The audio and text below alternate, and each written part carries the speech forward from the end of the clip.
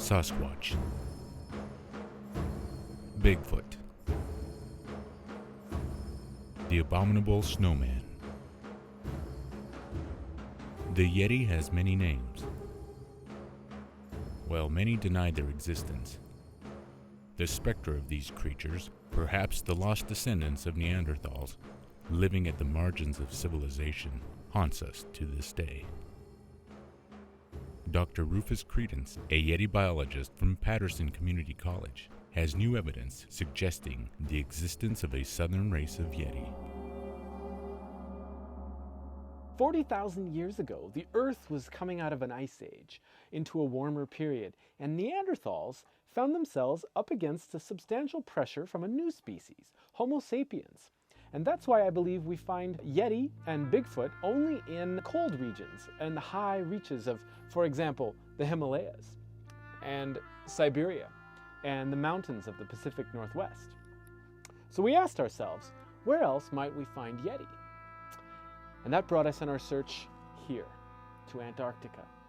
So I've assembled a team, and that's where we're going in search of the Yeti.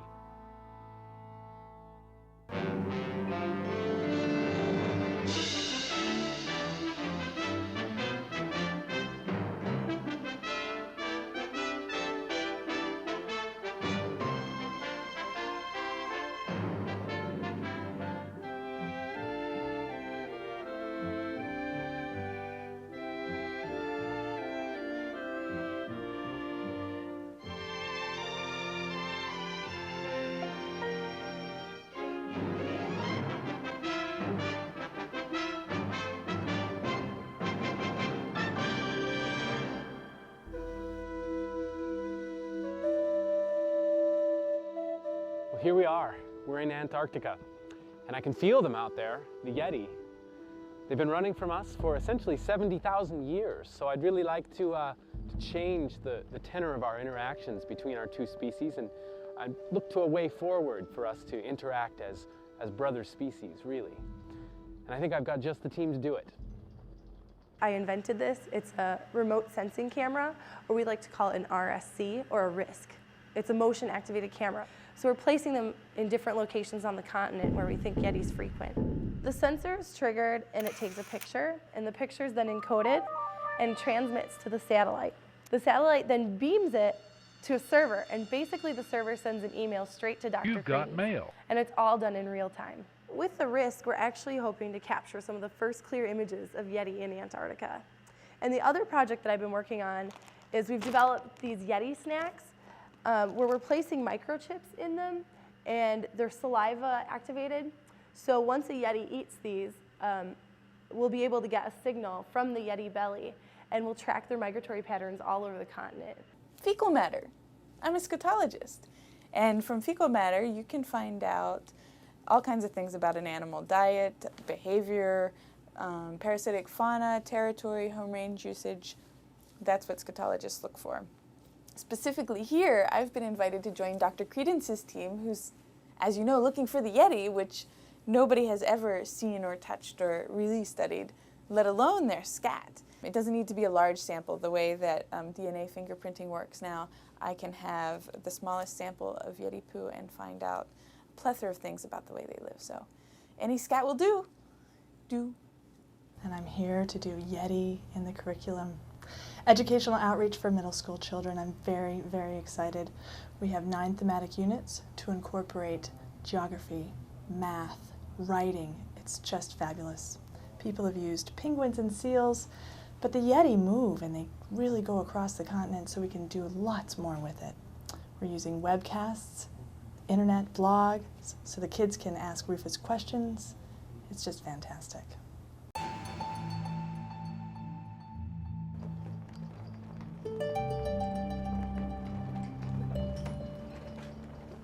Can you show us the Yeti artifacts that are here in the chalet? Yeti artifacts? The I don't think we have anything like that here. The Yeti artifacts, you know, you can tell me. I've been told about the Yeti artifacts. It's okay. What? So you got funded by NSF to do this? That's correct. We have a grant to search Really? for the Southern Yeti. This is peer reviewed by like folks like me? Well, I assure you, we've gone through the entire process that you have. I mean, Yeah. Well, I don't know. I think you should maybe do a little bit more preparation, and I don't think I can really help you. Well, So, anyway, bye. it's just strange. I think someone's gotten to these people. I think there's a cover-up, a unified cover-up, and we're just going to have to actually find real proof of the Yeti to break this up. Fergie, how are you? Oh, hi, Rufus. The bandwidth here is driving me crazy. I'm trying to email the students on the blog. The blog, yes, it's just of course. Not working. Tell you what, why don't we take these over to the coffee house? We can have a glass of wine and answer some questions for some students. Yeah, I think I'm going to stay here, thanks. Very well, that's good.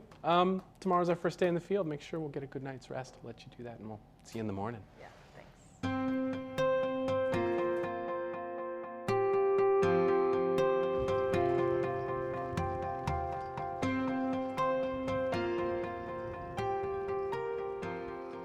Here we are in the field. We've got the Risk all set up. So all we need to do is power it up.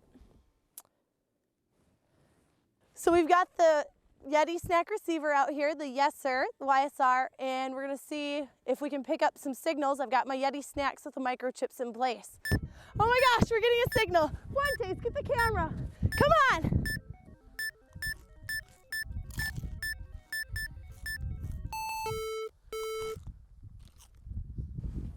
Yeah, he's choking. It's my project.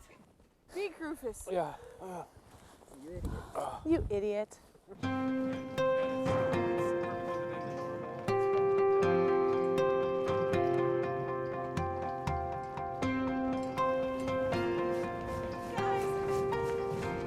I'm really sorry. I didn't realize when I invented the machine there wasn't going to be electricity in the field. Well, it happens, and I didn't realize they were Yeti snacks I was eating. So why don't we just call it a day? We'll go over to Gallagher's, have a beer.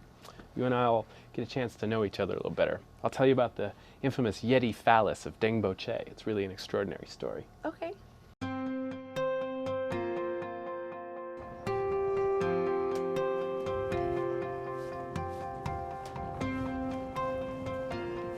We've actually found some Yeti tracks here, and I believe we're going to catch up with them and see what we can find out. This one stands 2.2 meters tall. 2.2 meters. That's the actual, what's that in actual numbers? What? There's two next to each other. He defecated! Oh, crap. So I'm gonna get this let me get this in the bag for the sample. Oh, this is a good one. This is at least 1 kilo, so I'm really excited to take it back to the lab and see what we find in it. Yay! Hi, Beatrice. Oh, hey, Rufus. How you doing? I'm good. Oh my God, look at you. Wow. I'm gonna get some gloves here. Is this the sample from the field? No, that's the baseline sample for the DNA signature. Baseline, what's that? It's not Yeti, it's human. That's people? Yeah, Fergie. She's got some fascinating bacteria in there. This is the field sample. Oh, wow. I was just getting ready to make the slide, so your timing is perfect. I haven't found any feathers or anything yet, but there's a really sweet, pungent aroma. So I'm wondering if the Yeti I'm sure that they use their excrement for some sort of chemical communication. And I'm really excited to study more about that. So let's put this under. I'm going to turn on the camera, and you can look on the monitor back there. Are you ready? Okay. See this? This is a digested particle of Zayamaze. That's corn. You know, I think this calls for a celebration, Beatrice. Really? Yeah. I've got a bottle of champagne over at 208, and I think the sauna's still hot over there.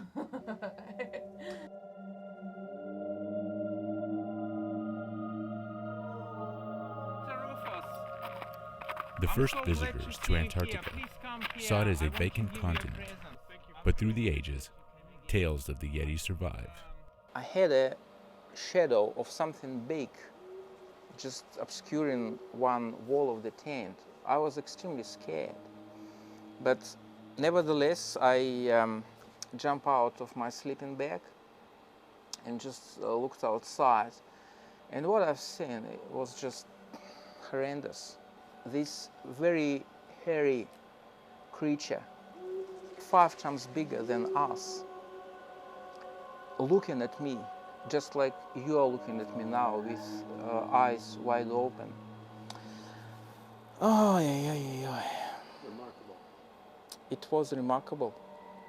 Well, I found our encounter with Mr. Velman very compelling, and I was very touched by his story of the events at Vostok Station. And I'm convinced we've gained a comrade in the efforts to learn more about the Yeti. You'll excuse me, I need to get this. Hello. Well, yes. Yes, certainly. Oh. Well, good. I think I can. Yes. I'll assemble the team. Very good. It's the National Science Foundation. I guess we don't keep them waiting, so we should go over. Excuse me.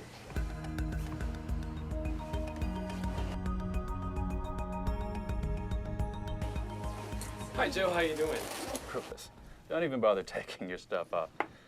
I can't believe this. I've seen a lot of things before, but this one absolutely tops it. What do you think you're doing here? This is crazy. Indigenous mammals, what are those? Seals? They should be seals, right? That's the only indigenous mammals we have down here. Yeti studies. Let me cut to the chase here. You've got 48 hours. You got a C-17 coming in. If you don't show me some proof that you're actually studying what you said you're studying, I've got to send you home. 48 hours. Out. That's all I've got to say. And take your gang with you. Yetis. Can't believe this.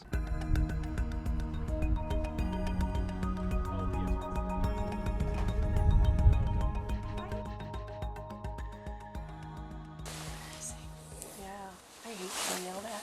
Don't you think things are a little strange right now? Well, what do you mean? Don't you think it's strange that we get called into the NSF office and we're out here doing science? And don't you think it's a little strange that all the people think we're crazy every time we interview them? No, Dr. Credence said that people would meet us with suspicion, and nobody ever said it was going to be easy. I don't know. What do you think, Enid?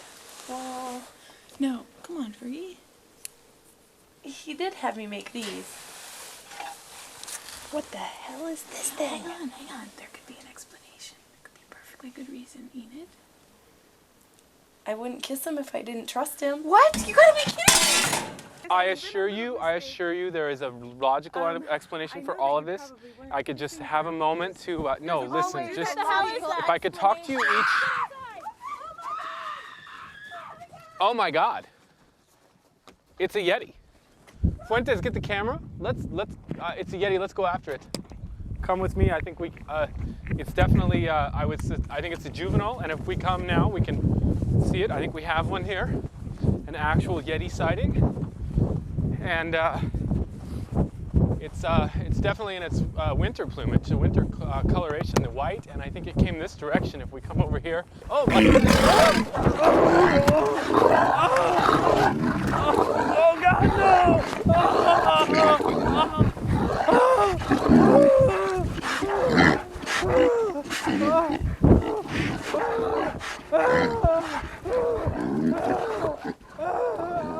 Fuentes, where did you go? Oh.